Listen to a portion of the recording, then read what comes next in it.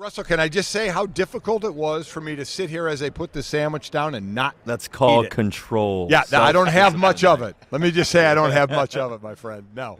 Well, Wow. first of all, to be on here with you guys, it's such a blast. Obviously, I wish I was playing the game, but now I get to bring you lunch, man. I get to bring you a little Subway Dangerwich sandwich. What you know about that? I am a Subway fan, a Subway freak. I love Subway, so this is all good by me. Well, when I was younger, I used to go to Subway all the time because we didn't have much. And then when I went to college, I stayed at this place called University Towers, my freshman year, and right across the way, 40 yards away, was Subway. So I used to go there. All the time for lunch. We didn't have much, I had a couple of dollars. Boom, boom. Next thing you know, I'm eating my lunch. So to partner up with Subway is a cool gift, for me, just to think about how far I've come and just the blessings and everything else. And so hopefully I can inspire some kids. But we got a good Dangerwich sandwich here for you. I'm going to sign it for you. What is a Dangerwich? Let me tell you. Well, hold on. I know you're going to sign Russell. I know you're going to sign Russell. I know you're going to sign it. But if you were playing college football now, man, you would have a lot of money. How about it, huh? You're right. The NIL deals. Lots of Subway. I'm going to sign. It's an edible pin. First of all. Eat the pen. Eat it, Mike. Sign it for you. Okay. Yeah. The pen? Yeah. No, Eat the pen. Oh, I was just going to eat the pen. Edible ink. I don't ink. Edible means something different in California now, okay? Color in your tongue, Mike. Color in your tongue. I was going to take a bite out. That is so cool. In the Dangerwich, I got Black Forest ham in there. I know you're a ham guy. I love Black Forest. I got pepperoni. I got salami. So is this one they have, or is this one you made up? Is this your guy behind you, or is this? Yeah, that's our guy. That's just a stranger. No, that's a stranger. Guy. He's a strange guy, but he's our guy. Okay. We're going to have him removed really soon. I like this guy. Yeah. Can I bring him with me? Yeah, you can Please have him. take him. Yeah. You know what? When they say can you have want to trade for him, we're not even going to trade. We'll give him. All right. Yeah. It's a freebie. Wow. Okay, No, somebody's been doing. I mean, getting a lot of you big time people involved in this, doing a big refresh, and I tell you, it's. I've been a big fan of them for a long time, so I'm going to eat this soon. Unless we're doing something because he signed it, maybe I should. Yeah, you're bringing it back to me. I mean, no, I'm not. Yeah, frame that thing. It's not going to happen at all. It's an autograph sub from Russell Wilson. What's the So matter with you? yeah, I heard you say as part of this, you wish you were in the game. As these guys are preparing for this, just as you did, where are they now? So you're a day, a couple days before the game. Yeah, Friday's always the best day. I think Friday's the best day of practice because you've put the game plan in. In the Super Bowl, you get 2 weeks to prepare. So the first week that's where you really did all the hard work and kind of relaxed, but also celebrated the fact that, man, we're actually going to be in the Super Bowl. And then this week you're just going over everything you have, and then you hit Friday, and it's red zone day, baby. That's where all the touchdowns are. So you get to light up the red zone and just hit a few special plays that you want to hit, and and I always call it Focus Fridays. I think that you want to have your Fridays super highly focused.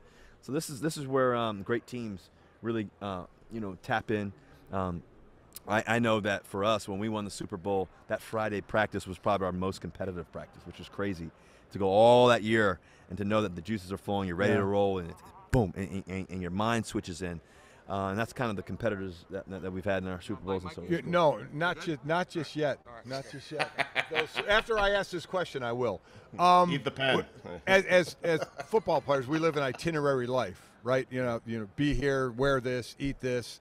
But when it gets to Super Bowl, it all gets thrown out, right? Because of the long pregame and halftime. How much does that throw people off if they're not ready for that? Well, I definitely think it can throw you off. I think the best thing that you can do is control your habits, control your timings that you normally. The best teams, they're able to say, and I think the best players are able to say, you know what, through all the stuff, what's been my habits all year? So for me, I used to think about, what did I do at this time all year? I'm going to do the exact same thing. I'm not going to change anything up. And so that's that ability to switch your mind into that relaxation state and that focus state is really key.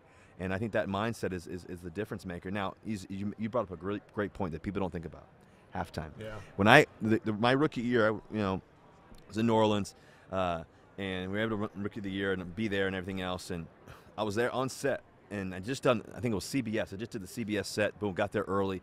Next thing you know, I'm there early to watch the buses come in from 49ers, the Ravens, and I wanted to see how they warmed up.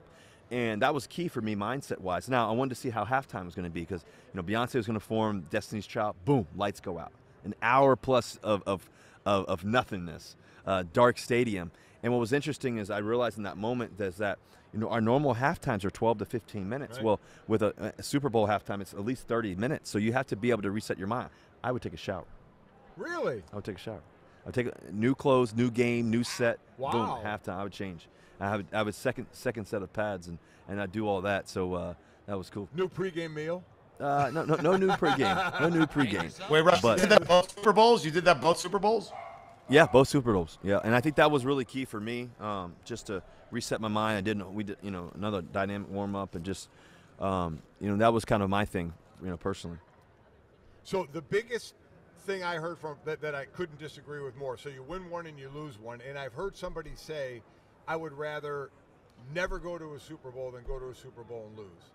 I know I could not believe that. What do you say? I don't believe that. Yeah. I think you're crazy if you don't want to go. Yeah, I think right. for me, I think that you have to be willing. You have to be willing to win it all, but you have to be willing to lose it all too. All right. I think that's just what greatness is. You can't fear losing. I think that you have to be so obsessed with winning in the process of winning.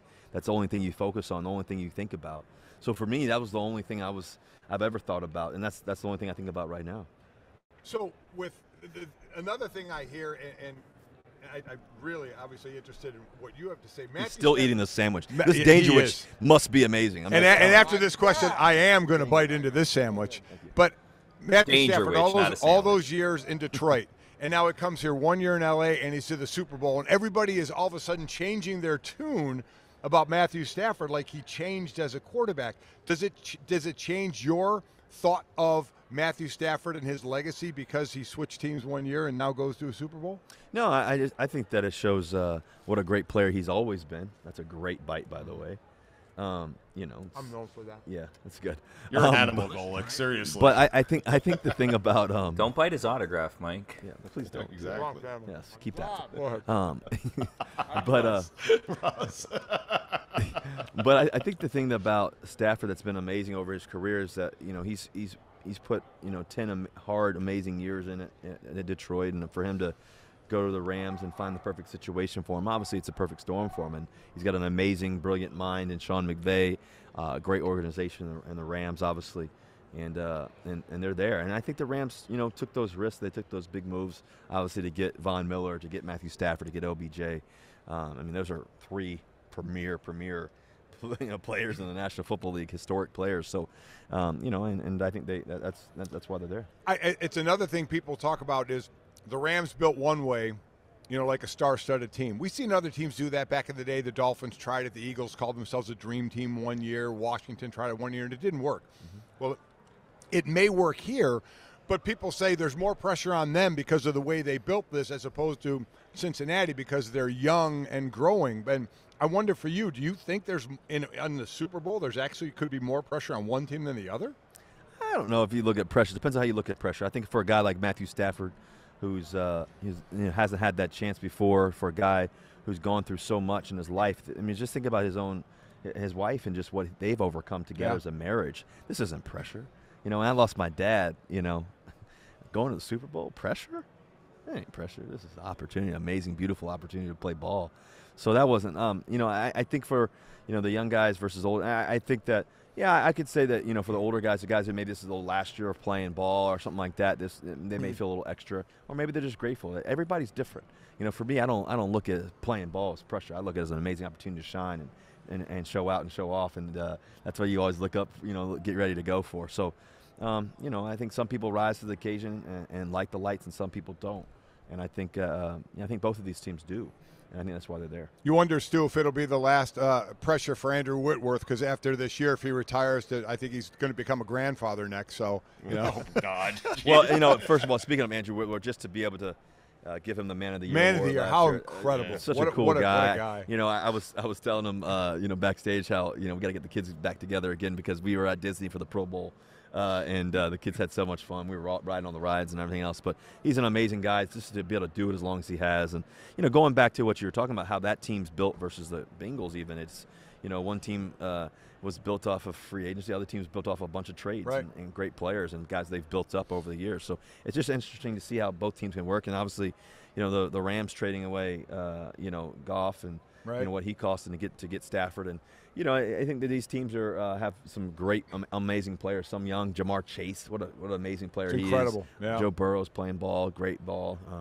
You know, and then obviously you have Stafford and Cooper Kupp and Odell and Von Miller and Aaron Donald and Ramsey, you know, making plays. It is superstar after superstar. Oh, yeah. How uncomfortable are you with him eating that behind you the way he's doing that? I've gotten used to it now. I Have mean, you? there's been a little you know, saliva left over, I feel like.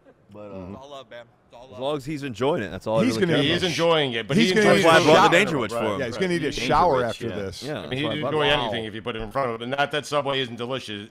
Delicious, it is. But Billy, go. It's all good, right? Russ, speaking of showing off and showing up, how great was the precision passing at the Pro Bowl? Like, Oh you my put God, you were out of your anyone that was mind. doubting your injury behind you. Yeah, and by the way, you made Mac Jones look terrible.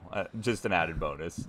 Well, that was my mentality in terms of you know, showing up and showing out. You know, I had to go Steph Curry mode on him. You know, just a little It's a bit. rookie, man, Yeah. right? No, I think Mac Jones. He's obviously a great player. I wouldn't talk He about him. is. I'm just No, talking I about know. you know, for me, you know, doing those things. It's always fun for the fans and to, you know, I believe my hand's just all right. I think that worked out okay. And then Justin Jefferson with that catch. And Oh, that was that nice. was phenomenal, Yeah. wasn't it? Yeah, it's pretty cool. Yeah, that was pretty cool. Hey, Russ, just quickly, because we're all married men and you have a great relationship and a great marriage. What's the key? What's the secret to a good marriage? I think, you know, I was just on the Kevin Hart show earlier, and we were talking about this, and I was saying that, you know, what's really important is to keep competing. See, what happens is when we date somebody, we meet somebody for the first time, guy or girl, whatever, you know, is that you'll do whatever it takes. You'll try to impress them. You'll care for them, whatever. And then what happens is a week later, a month later, 3 Right. months later, 3 years later, you forget to compete still. And I think that those little moments where you can keep competing, you know, and keep trying to, you know, try to win her over every day. You know, You're right. I We get try to lazy. win We Sierra. get lazy. Yeah, I try to win Sierra over every day. So You play I one-on-one, you beat her by like 30. You're like, no, we're Yeah. competing today. I just exactly a blocker shot. I just do what my wife says every day, and it's all good. I Works just say that way yes, as well. Mike. Hey, Russ, Hey, yeah.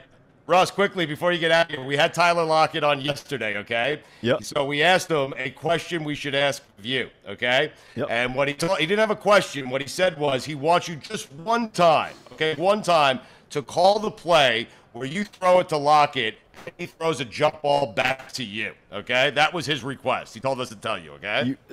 We're putting that play in then, huh? Yes. Well, Throwback according to to Lockett, you. yes. He's We wanted do- to run we- that play forever. We do have a play where he throws it back to me. It's pretty nasty.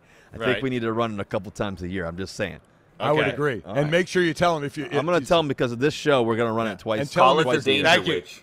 No, Yeah. but no, Dangerwich, Billy. Dangerwich. Check, That's it, check. Dangerwich, yeah. That's Dangerwich. fine, but we agreed with Lockett, Billy. If you don't if you remember, we agreed that we'd call it God Bless Football. That's what we agreed Yeah. to. Yeah. There you Good go. point.